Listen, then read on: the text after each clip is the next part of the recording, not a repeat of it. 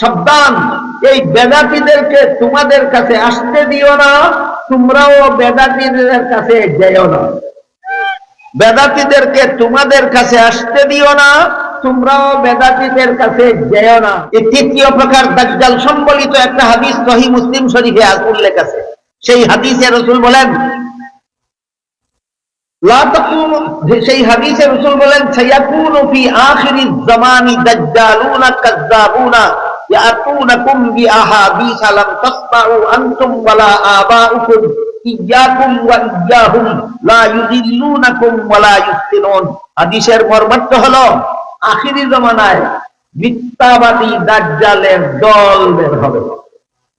আখিরি জামানায় মিথ্যাবাদী দাজ্জাল, একটা দাজ্জাল বের হবে, রাসূল বলেছেন, না দাজ্জালের দল।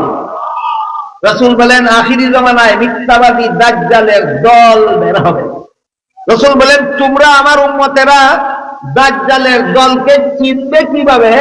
দাজ্জালের দলকে চিনার সহজ ব্যবস্থা হলো, শরীয়তের দলিল দ্বারা প্রমাণিত আমল করে না, মন গড়া যুক্তি দিয়া সোয়াবের নামে আমল করে।